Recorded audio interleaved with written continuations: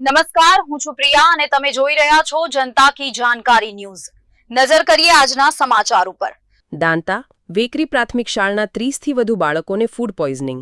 બાળકોને સારવાર અર્થે માંકડી આરોગ્ય કેન્દ્ર ખસેડાયા। ફૂડ પોઈઝનિંગથી એક બાળકનું થયું મોત। 3 બાળકોને વધુ સારવાર અર્થે ખેડબ્રહ્મા ખસેડવામાં આવ્યા। છેલ્લા 2 દિવસથી બાળકો થઈ રહ્યા છે બીમાર। કેટલાય બાળકોને ઝાડા તો કેટલાય બાળકોને ઉલટી થવાની ફરિયાદ। ઘટના સ્થળે એસડીએમ અને ટીએચઓ પહોંચ્યા। હાલ 13 બાળકો હોસ્પિટલમાં સારવાર હેઠળ।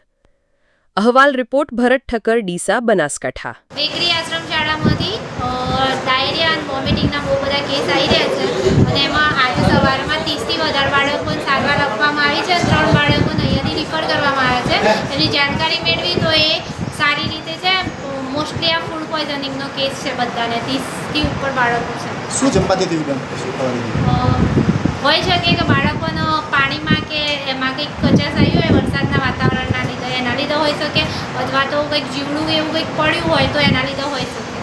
કેટલા જણા બેન મૃત્યુ પામેલા છે? એક બાળકની જાણકારી મળી છે કે એનો સારવાર અપાઈ હતી પણ હોસ્ટેલમાં એનું મૃત્યુ પામ્યું। આ લોકોને શું થાય છે? શું પ્રોબ્લેમ છે અત્યારે?